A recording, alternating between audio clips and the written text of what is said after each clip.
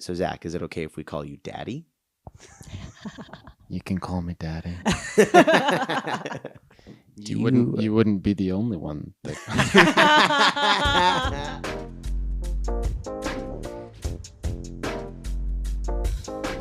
Well, welcome to our episode of Sips and Clips. My name is Lian McFalls. And I'm Michael Schusterman. And today we are going to talk about parenting in the industry. We have a guest, Zach Griffin, Hello. and he's going to talk to us about what it's like to be a parent and what it's like to have kids and how to kind of balance all of that. To the best of my ability.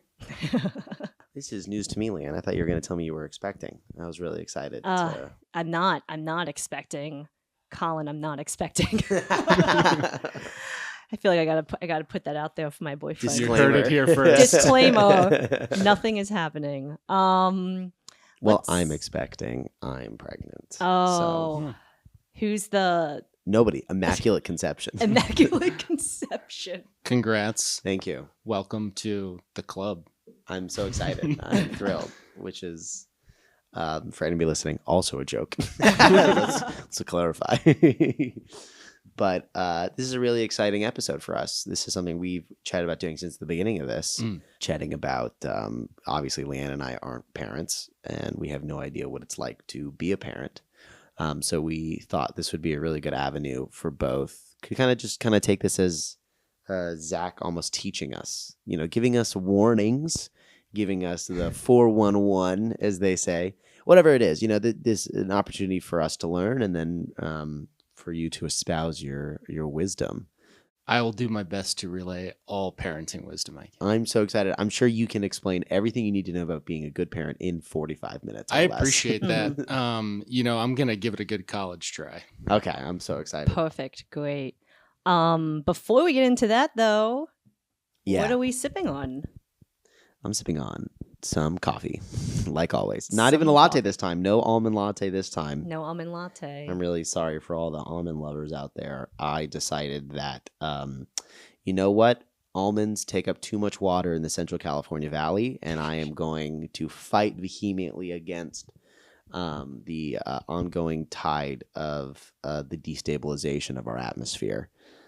That is until next week, when I assuredly have an almond latte again. Well, good for you. What a Michael. noble week you're having. Yeah, what a thank noble you. week. I am sipping on, I'm sorry, Leanne, did you want to go first? No, go The for host it. first? Go All right. for it. I'm sipping on cold brew coffee from a bakery across the street from my house, which is called Miracle Bakery. Miracle Bakery. It's in Burbank. I haven't heard of that before. Yeah. Shout out to Miracle Bakery. It's Is the it best. a miracle? It's a miracle. Maybe not that it exists, but that it's so damn good. Wow. I'm also sipping on coffee in my classic fluent in movie quotes and sarcasm mug. Very apt. But I don't like coffee. Come on. Which is, I know. Wild, you don't like coffee. This is the point that I'm making, is that the only way that I can drink coffee is if I put a shit ton of sugar and a shit ton of milk in it. And what my friends like to call it, drink some melted ice cream. So I try not to drink coffee purely for the fact that I have to have so much sugar in the coffee. But I like to treat myself on the weekends and be like, give me this tablespoon of sugar and just I was not caffeinate a myself. big black coffee fan until I did that movie Abroad, and they literally, all we had to drink at the house was black coffee and red Tea. wine. Mm-hmm. tea. No, there was no tea. It was like there was no tea. They didn't have tea at this house. So it was like I woke up every morning and they had no sugar and they had only milk. And I am a little lactose-free boy, and so I would just drink black coffee and just black coffee every straight day for like 4 months straight. Mhm. So Oh my gosh. you got used to it. Put some hair on your chest pretty fast. Well, let's get into it. Yeah. Zach, why don't you tell us about your Who you history and who you are and how you kind of got into this industry? Lots of things to Give tell. us all of it. Yeah, no. Let's see. I have always wanted to make movies since I was a kid. I made my first one on like a high 8 camera when I was like 10. That's amazing. And it was just action figures running around and stuff. But I used to shoot movies with my friends all the time. And so it's always been movies, but I think I arrived to post like sort of organically. I went to school in DC at this university called George Mason. And they were starting like sort of like a new film program that we are kind of the guinea pigs of. So you could kind of give them feedback on how the program was doing. Live in real time Live in as real I'm getting an time. education. As you're paying for it. Yeah. And then I think it developed with us, which was cool. Making my own films, the part that always felt the most like making a movie was cutting. Well, what I did want to ask though, what inspired you to start making films? Like when you were a kid, like what just Oh, good kind question. of made you? Or did you just find a camera like me and Michael did and just start shooting? Yes, but It's like Jumanji. Like you found it in the ground. You just heard boom, boom, boom, boom, boom, boom, as soon boom, as I boom, pressed boom, record, boom, boom. everything Yeah, just came to exactly. life. Maybe in like a fun metaphorical way. No, I think my dad just like raised me with movies. So the story I like to tell is The story you like to tell, Yeah. which means that it is It's or not is true. not true. it's 100% Is up to you. true. I'm the third of 3 kids, and I have 2 older sisters that are much older than me. And I think by the time my dad had a little boy, he was tired of watching like princess movies. And so my mom took my sisters to a New Kids on the Block concert. And my Wow. dad Amazing. rented Terminator. And so we watched it. And I was probably much too young to watch Terminator. But I think like at some point he must have thought, well, he's too young. He'll grow out of this, or like we'll take a break from watching that and he'll, go back to watching kids movies, but I want to watch Terminator. And I never grew out of it. I just grew up watching Terminator, Predator, all the like Arnie action movies. Yeah. Mhm. And then my dad's also, he was in the military. So we used to frequent, I grew up overseas. So we used to frequent like World War II and World War I battlefields all the time. Oh, And that's cool. one of them that we liked to go to, or his favorite, I would say, is Normandy, the D-Day invasion. We went to France a number of times. And when I was 8, Saving Private Ryan came out. And I already had a love for Spielberg. So for me, I don't know what it was. I don't think I knew consciously that I loved Spielberg. Just like, oh, E.T. is great. You know what I mean? And my dad was like, okay, you can't watch this movie yet. But if I take you to Normandy, then you'll like understand and you can see parts of it and we can talk about them.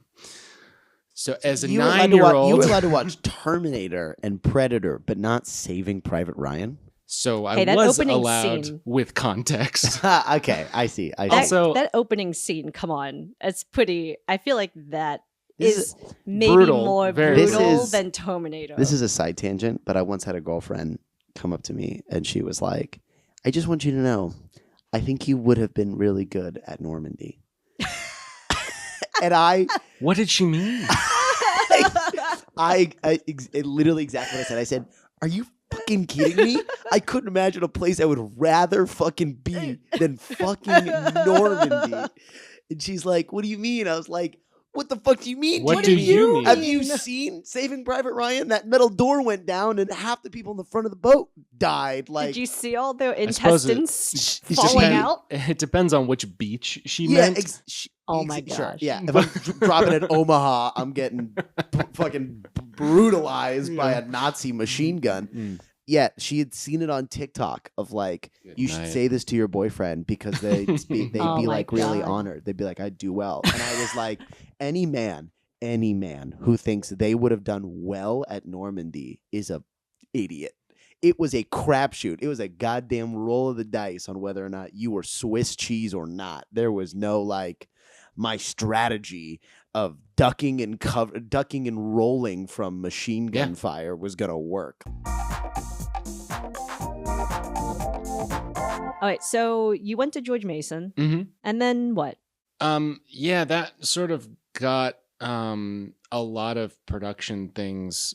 Not, I won't say out of my system. Like I still love to make my own movies, and work with friends on sets or on their films. And again, I still aspire to make my own feature one day. But what I figured out is that I love to cut.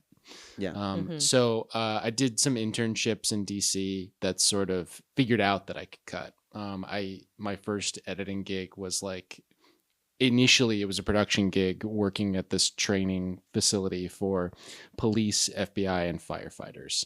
We worked on some pretty morbid stuff. But you know, when you get out of school, it sort of feels like it's great to have a job that's in your field right away. Yeah, anything. Right. Yeah. So I was just sort of like, let's do this. And I leapt into that. And then I got an internship at this place called the National Association of Home Builders. This is the kind of stuff that DC has to offer. Yeah.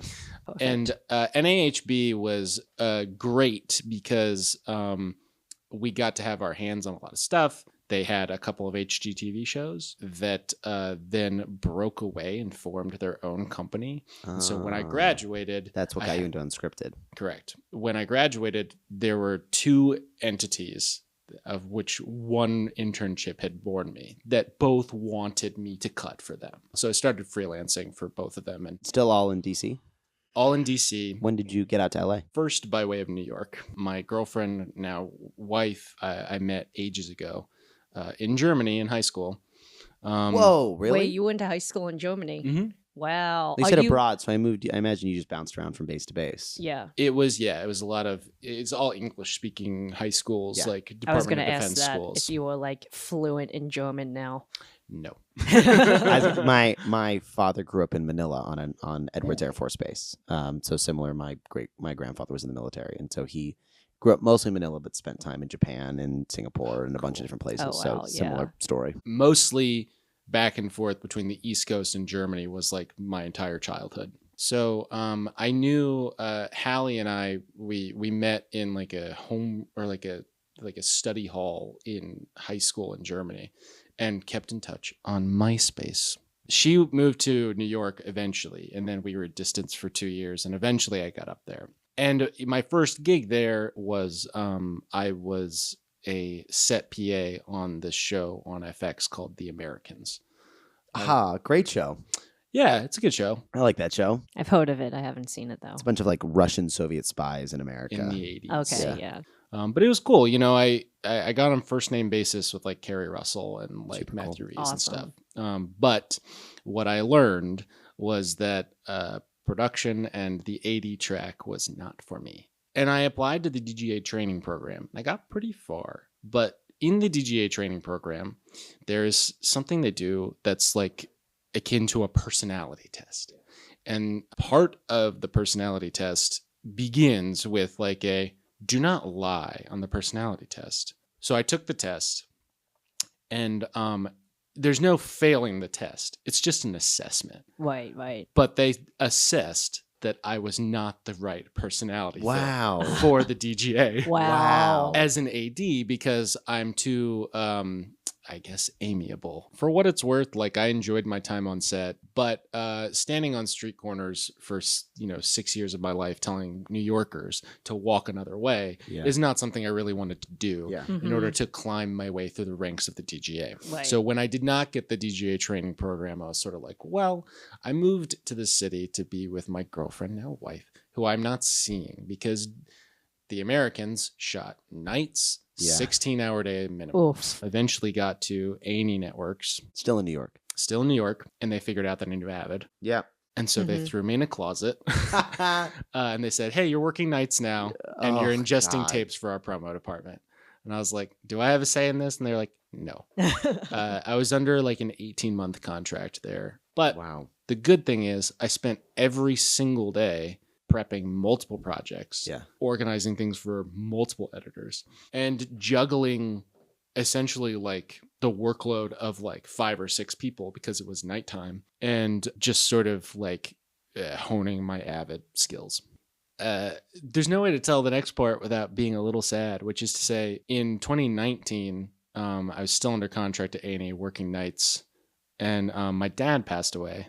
And when I came back from his sort of memorial service, I I went to the EP and I was like, hey, I don't want to work in a closet anymore. Can you put me on long form? I think there was something about the way I asked, or maybe it was the fact that my dad had just passed away. Yeah. That she was like, Had the sympathy card. yes. That she was like, you know what? Yes.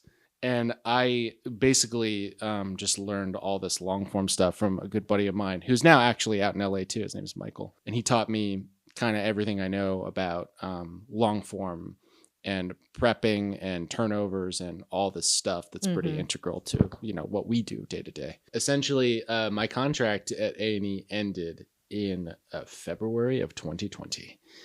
And I had done all this, like, I mean, I was getting ready to come to LA to like get the lay of the land, and we were talking about moving. And there's this thing in New York amongst filmmakers where you're sort of like every couple years, like you have the same conversations, the same people where you're like, hey, so like, should we move to LA? Yeah, we're thinking about it. And like, some people do, and a lot of people don't. But so it had been on our minds for a little bit that we wanted to move out here, but then the world shut down. And I had done one interview at this production company called ITV. They're pretty huge. Yeah, I know them. They make a lot of shows. Yeah.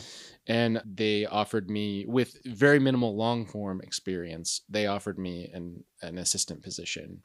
And I called them and I was like, hey, like, do I still have a job? And they're like, yeah, we were only down for 2 days while we figured out our like remote workflow. You'll be working from home. Wow, that's awesome. That's cool. I just sort of like sank my teeth into it. I was like, I'm going to like just be the best AE on this show. I will prove myself. In our industry, one of the things is when you are doing a good job, you are rewarded with more work. Yes. Of course. And Yes. I think you have to have a hunger for it. Sometimes the work is good, though. Sometimes you're rewarded with the work that you want to be doing. 1000%. Yeah. So I think I did have a hunger for it. I told them like I would love to cut, and I was pretty transparent about it from the beginning. And so after 2 years there, they promoted me. Oh, wow. Wow, that's awesome. That happened right as we were like getting ready to move to LA. And my son was born in 2021. So in late 2020, we had been talking about having a kid for a couple years. And my wife did not yet have a job. So we were like, let's, you know, I'm working. We can afford rent. Like, we're here in New York in our 1-bedroom apartment. Like, let's raise a family.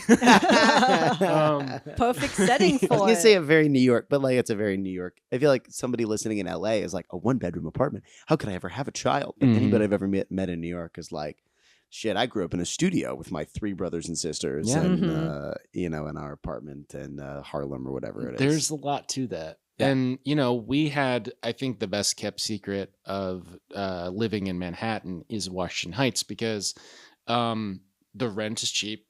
And you're close to all the subway lines, and There's also a Lin-Manuel Miranda musical about it. it's happening around you at all times. Yep. And the apartments are like pretty big for New York. So your son was born in June June 2021. 2021, and you're still working at the ITV. You're working at ITV. I was working at ITV. That is a constantly churning machine, and they're very efficient. They've gotten it down to like a Science. 10-week, 9-week process where they can turn around episodes. Wow. Everyone's totally locked in.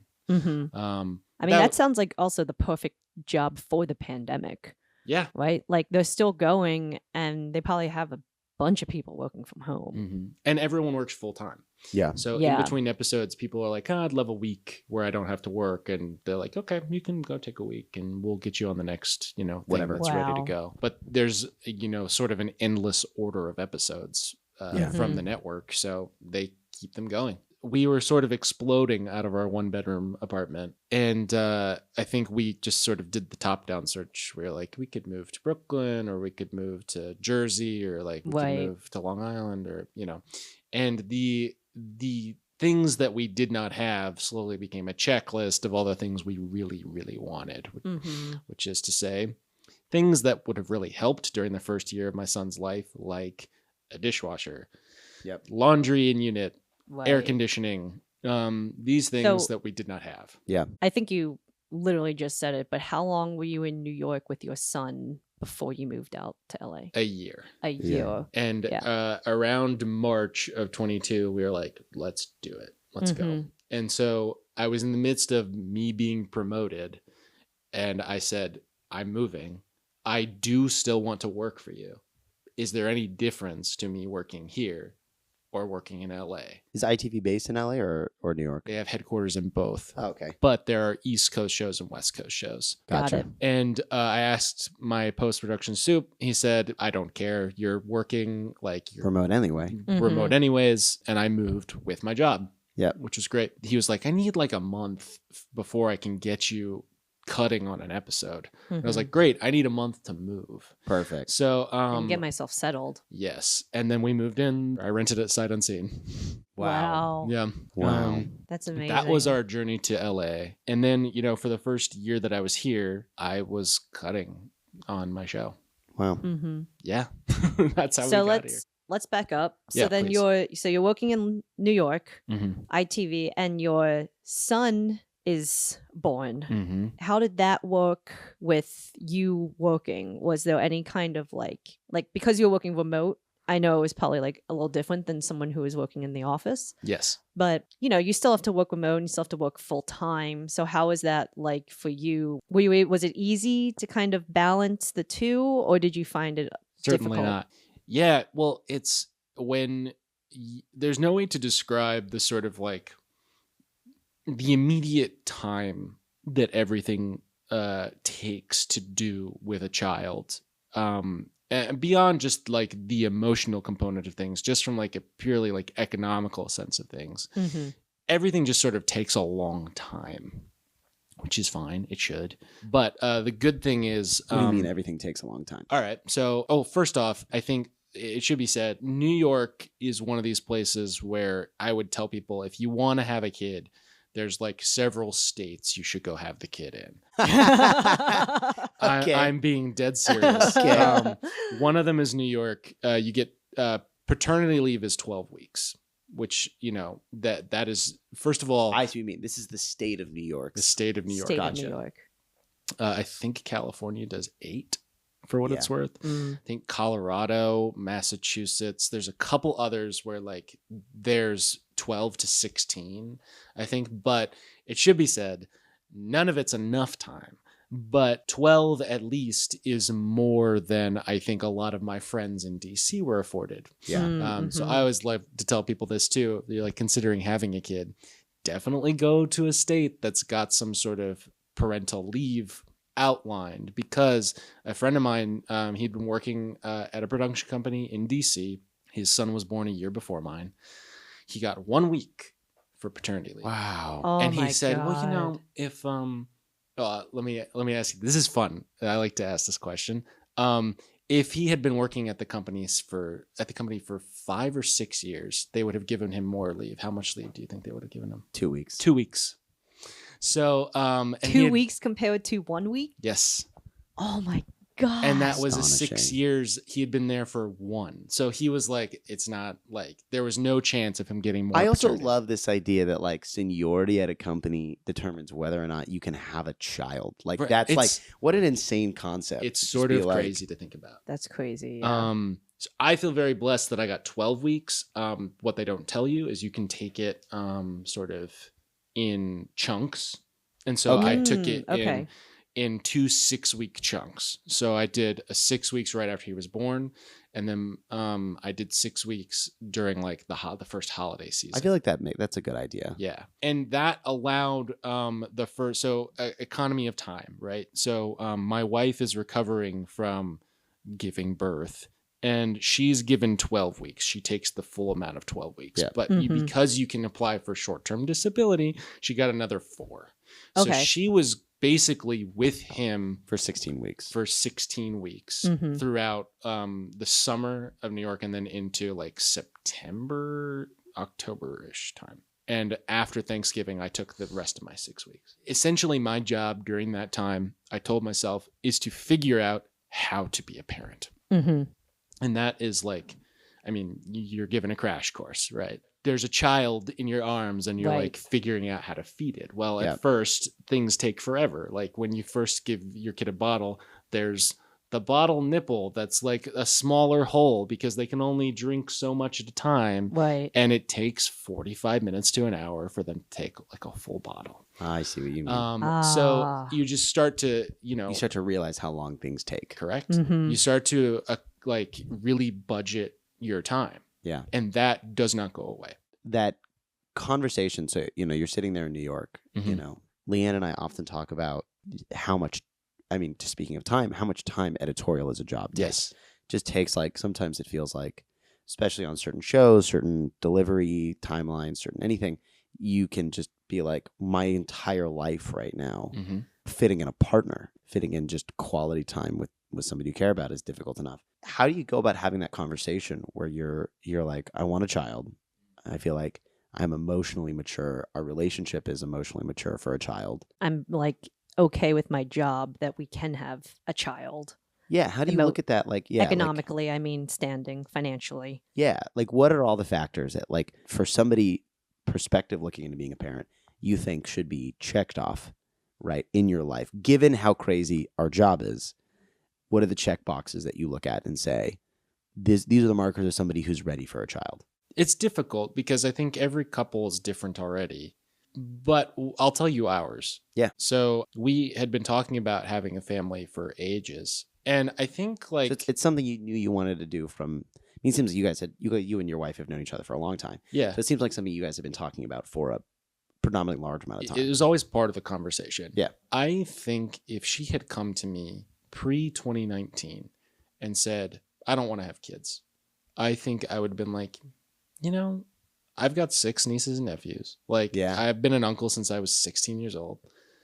I probably would have entertained the idea of just us doing our own thing for a long time. Yeah. Mhm. That said, when my dad passed away, Mhm. there was some sort of like vacuum where like I just needed some sort of relationship like Mhm. that. I was like, I think I do desperately want like a kid now. Yeah. I feel like that's also something where you kind of feel out too. Like, I feel like when you know that the time is right, it's like when the time is right. Yes. Yeah. And I think we didn't necessarily look at it from something that I always say, that Hallie always says, is like, the timing is never going to be perfect 100%. for anybody. Mm-hmm. But you also, that goes for seasons of life anyways. Like, you can't help when you meet your partner. Like, Yeah. it just happens.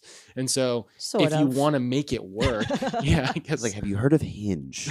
There's Tinder, there's Bumble, there's Yeah, you oh, can- yes. you But can get like, this shit on a schedule pretty easily you now. could go Yeah. on 6 dates with somebody and go, never mind. Or you could go on one and go, this is That's it. true. That's true. You know what I'm saying? that That's is true. So I don't know. In that sense, there is this sort of like, well, I want to work on this just as much I want to work on my relationship with a significant other.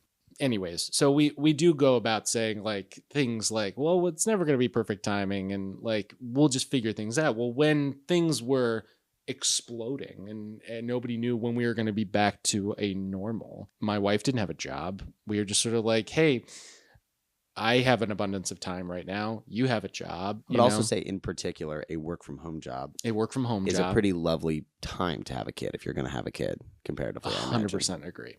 And I think that there's a certain degree of that. What the pandemic showed us in the workforce writ large is like there can be time, there can be flexibility, and there can be a conversation that happens where you establish boundaries, where you Mm. establish what is important to you from like a work-life balance standpoint. Right. Because when work comes into your home, suddenly there's no barriers to just working all the damn time. Yeah. So that's one of the reasons why I don't like working remote, yes, is because there are no barriers. correct. But for someone you, like you have to you- establish them yourself. Yeah, that's true. But Yeah. for someone like you who has a family and now has a newborn son, I Yeah. understand that that's a perfect situation.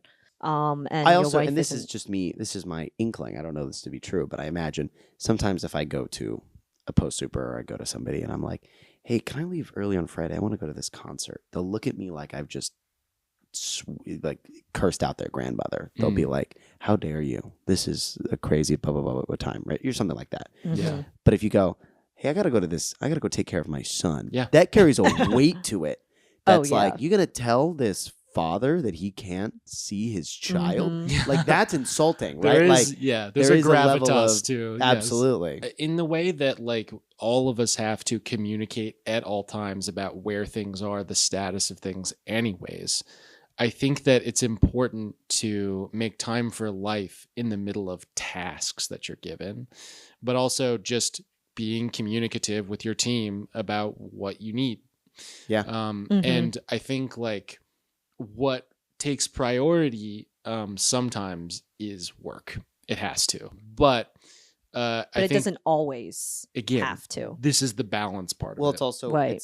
I imagine you're also leaning more on your team these days, like, as opposed to like, oh, I can just take care of this turnover myself right now. It's like, if you've got another AE in the office, it's like, I got to make this important life thing. Can you do this turnover? Like, Yes. you get to this point where you're like, I am going to rrely on my teammates more to take care of this. If you have teammates to rely upon, definitely yes. That's fair. If you're working alone, If you're working Yeah. alone like Zach sometimes is. But no, it's I think it definitely, when I was working in network TV as an AE, there were considerations once I came back to work that I had a couple of really great editors who were also parents, so that helped.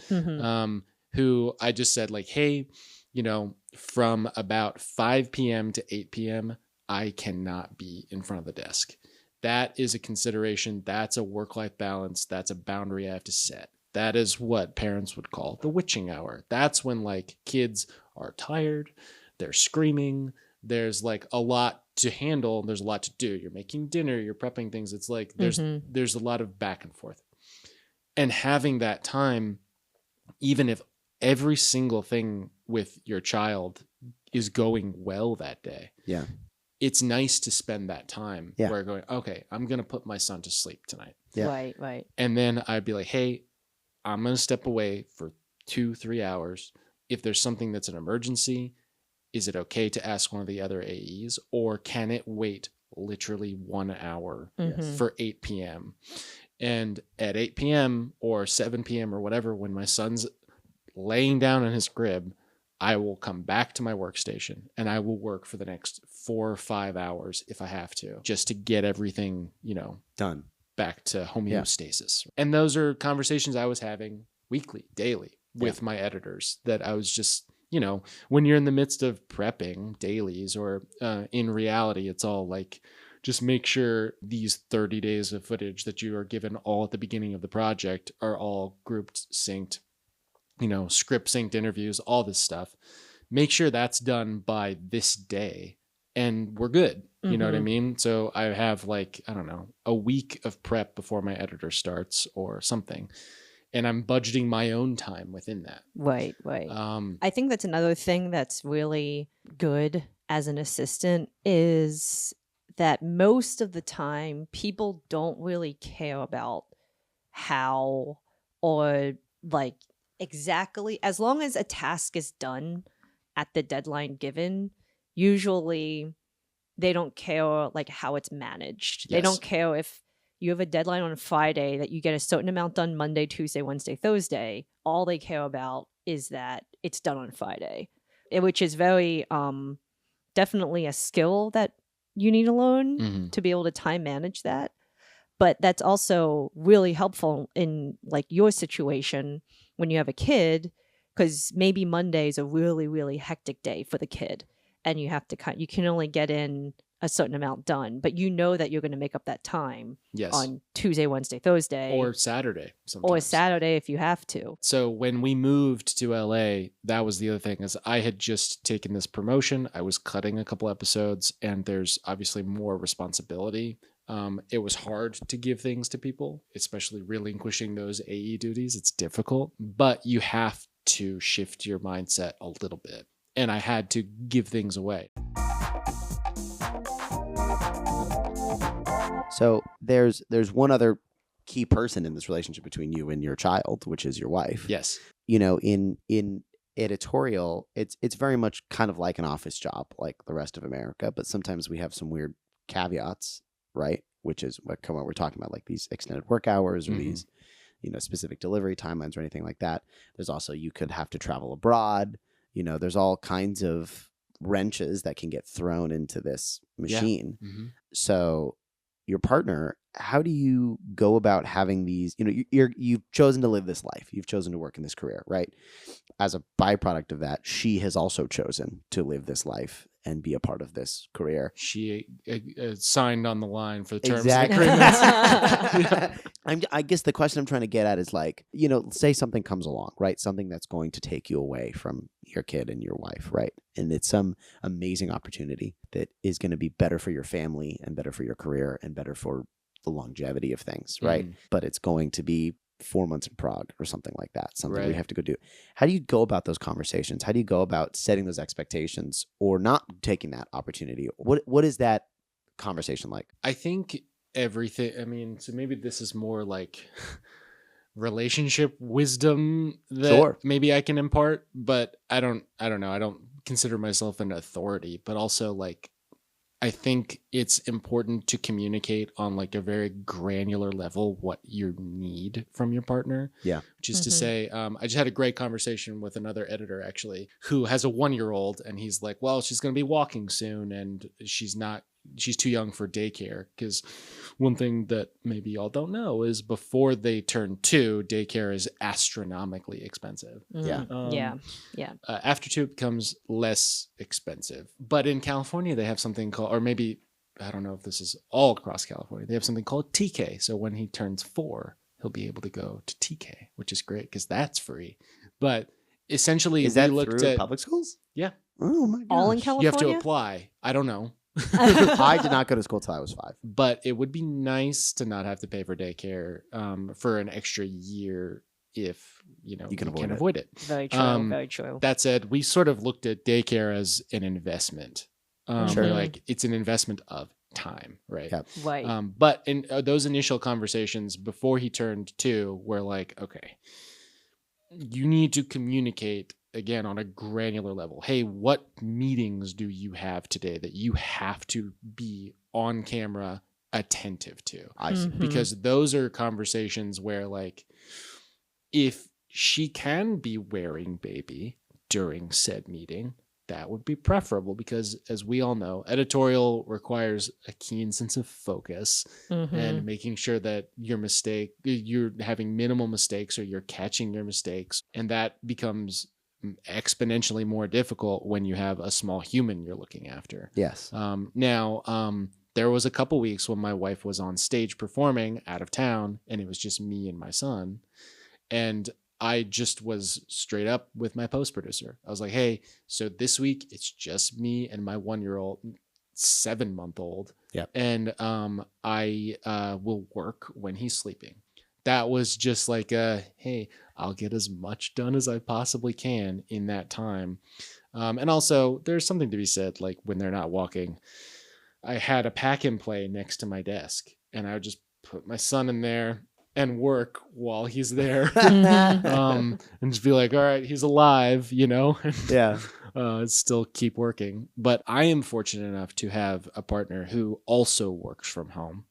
So I imagine there are considerations for people that obviously have to go into an office, or if there are 2 people that don't work from home. Then, what does your wife do again? So my wife works in HR for a small tech startup. No, it's not a startup. It's a big tech company now. It's gone public, called Talkspace. It's a therapy app. Okay. So completely non-related to the industry. Yes. And that has been like something that also she got during the pandemic and has sort of blossomed into a great career for her. That's awesome. Yeah. But it, as one of these sort of new agey tech companies, a lot more benchmarking is done to compare themselves to other as sort of leaders in that sphere of the industry, where they're like, okay, well, how are we better for our employees than these other people, these competitors? Correct. So like this year, I think they're gonna like increase like parental leave or something like that. Sure. Like they're They want to say trying that they have the best parental leave in the online therapy 100%. business. Yeah. And as a mental health company, Yeah. it's in their best interest to do stuff like Yeah. Yeah, wow. that. So we are very fortunate that she has this job that keeps giving to her, and she feels very like That's fulfilled great. by. Yeah, that's awesome. That said, I do understand, like, if there are two career people that are, working 16-hour days every single day, maybe you shouldn't have a kid. And that's another conversation. Yeah. Mhm. And that's difficult because, again, everything sort of comes down to this like economy of time. But my advice to this parent recently who has a 1-year-old who's terrified that she's going to start walking soon, I just said, you just have to talk. You just have to be, there's a certain degree of juggling that's happening. Mhm. And a lot of it is, can you watch from 8 to 12 while you're working?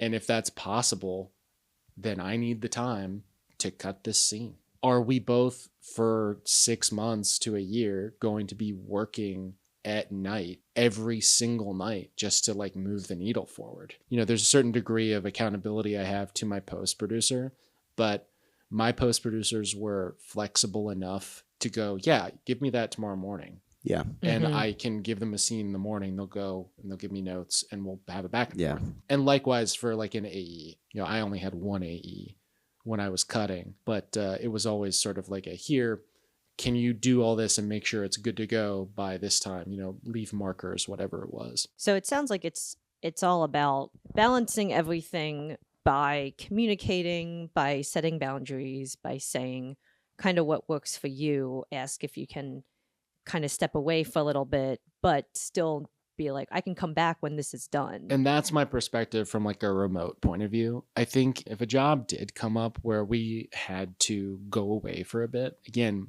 my wife can kind of work from anywhere. Yeah. So that is a blessing. But it's difficult to think about like what we would be doing with our son who is now in daycare Mhm. and Right. who goes away for a good chunk of the day for us to just, plug in and get work done. Do stuff. Yeah. So that would be part of the conversation. That said, I've had that conversation. Said, what happens if I get a job in the UK? Like, Yeah. would we Mhm. go? And she's like, yeah, we would go. But Yeah. we would also, I would be working and we'd be looking to find some sort of daycare or nanny or some other situation. So, I mean, it just sounds like to me, it's like this may be, and this is probably the answer that's in 99% of parenting books, which is just the answer is communication.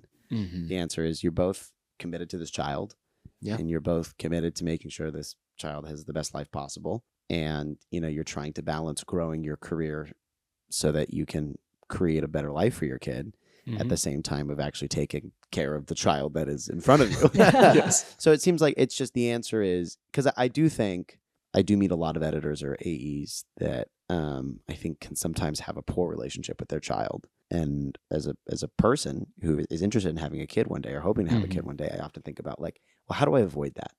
Right? How do I Mhm. avoid like, I meet this person and they talk about how their kid's having a bunch of developmental issues or, getting in trouble in school or stuff like that. And I think to myself, like, I work these crazy hours. How do I make sure I have it? But Me too. All the time. Even, and that doesn't go away after having a kid. It I imagine. becomes more present. Just Mm. sort of like how much time am I giving this relationship is the same exact thing as like finding and nurturing a significant other or a relationship with a significant other or Yeah. a partner. Right. It's just it's about your priorities. Yeah, It where seems to your me like- priorities are. And Can- you can clarify me if I'm wrong, but I think there is especially in Hollywood, this isn't just editorial, this is the entire industry Yes. writ large. It's like, especially when you get here, you are told from such a early start of this, if you want to be successful here, Yes. this is your Mhm. everything. And I think some people do that and then they have a kid and they forget that first instruction now has to go secondary to the child, Well, right? Or finding the balance between the two. yes. And I think some people just go, my career is my everything. It's always been my everything. Mhm. Right. Just because there's another human being here, my career is still my everything. And they neglect the responsibilities they have as a parent. I think that there's certainly room for that to happen. And it's probably very easy for that to be to happen, to escape from you a little bit, or for things to get away from you.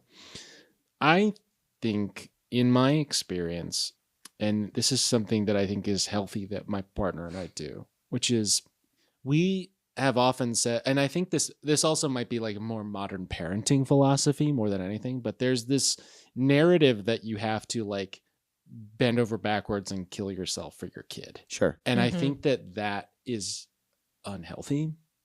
I think that there's something about like, yes, wanting to give them the best life and that kind of a thing. But I think it's important to be transparent to your child, and in the way that you're like, look, I want him to see me do what I love to do. I want him to see me fulfilled. And so that he knows like what that looks like or why this is important to me. Yeah, definitely. And also probably an element of like, he has to learn, like every person has to learn that they are an individual and that everyone is an individual. And that just because you have this important relationship to somebody doesn't mean that you give up being a person yourself to do it. Correct. Like, yeah, you maintain yourself as an individual while helping another person realize their own individuality. And you can be happy and successful. Like your kid, I'm sure, wants to see you happy and successful. So they would hate to see you like all sad and depressed because you weren't doing this thing that you actually really loved. Precisely. I don't think we should be sacrificing who we are to have a kid. And I think that like he will learn a lot about life seeing me succeed, seeing me fail, all these kinds of things. And so, I mean, my son is 3. He just turned 3 on Tuesday. So wow. Happy birthday to your son. So I by no means consider myself an authority on the subject. Sure. I'm learning and growing just like he is learning and growing. I'm still figuring out how to be a parent. And that's an evolving thing that's happening with every stage that he's going through. You know, when he starts going to school full time, I will see him less. And that sort of breaks my heart. Yeah. But also it will afford me a little bit more time to get things done that I need to get done or that I want to have or experience. So again, balance, finding time for things, but also like really like sitting down with yourself and being honest about what's important. If it's, I want to have a family and a career in post, I so far think that that's very feasible. I may not get the, hey, come to Dubai gigs, and that's probably okay. Or if you do, it's a conversation. Yes. It's not, yeeting yourself, for a Gen Z term, into one way or the other. Not just immediately saying no and not just immediately saying yes. It's saying, okay, we're going to slow down. We're going to see what this means. We're going to ask ourselves what this entails for our relationship. What does this look like? You know, it's interesting because when I was younger, I didn't really want a family. I just was never great with kids. Like I basically can handle them from when they're an infant to maybe like 5. And then I immediately start treating them like an adult. Like I have no idea what the between is. Me neither.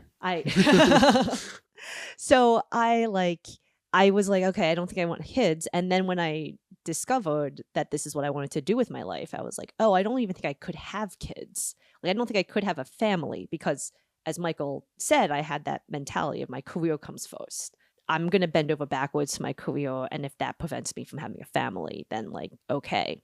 But then when I started dating and also becoming more in the industry and seeing editors that did have kids and were making it work, my mindset kind of switched of like, oh, this is actually possible. This is something that people can do. And you don't need to choose between one or the other. You can be successful and also have a family. It just requires, as you said, Zach, communication, kind of listing your priorities, setting certain boundaries, moving forward with that mindset, as opposed to you need to do one or the other. Yeah, I think to sort of call it back to you talking about the industry writ large, and going back to like the way I was thinking about approaching having a career in the film industry was the DGA, and I did not see Time with a Family. That one I don't even know. That's a big, And yeah. so, you know, as much as Sorry to any DGA people out No, there, that please. one seems difficult. And you have my sympathies, because I think like I sort of thought I would live on set beyond just loving the cutting process and the editorial process. I think I gravitated towards post because it felt more possible to have both. Yeah. I've heard that too, of like when you're in post, out of being on set. I've heard that it's the most stable and the most, I guess, flexible or well-paying out of the other options that you have. It's just the most odd office job in the world. Yeah. Like Yeah, that's what it yeah. is. Like it's just an office job. Yes. We just have the oddest office job in the world. Hey, thank you for letting me chat about this for a little while. Yeah, Of no problem. course. Thanks for agreeing to come on to this little podcast with us, Zach. And I mean, Michael, as Michael said in the beginning, neither of us are parents. So it's This is a foreign concept to me. I kind of love hearing what life is like with having a kid, especially a young kid, not like, oh yeah, I have a kid and they're like 28. I feel like this would be this would be an interesting conversation to revisit in 10 years. I totally agree. Oh yeah. Right? Like, And for what it's worth, I would love to hear what editors who are much more established than me and how they got through it, because also parenting, which I'm also we'll try and yes, bring we're on gonna some try of and do those as too. well. parenting has changed, and how Yeah. people think about parenting has Well, changed. and work from home is like that's a Work that's from a home is totally new. foreign concept to an editor who's 20 years older than you. Yes. All right. Well, thank you so much, Zach. We've taken up Yeah. a Thank lot of you your guys. time, but This we was great. appreciate the insight. And catch us next time on our next episode of Sips and Clips. And yeah, we'll see you guys next time, hopefully. Bye-bye. Bye. Bye.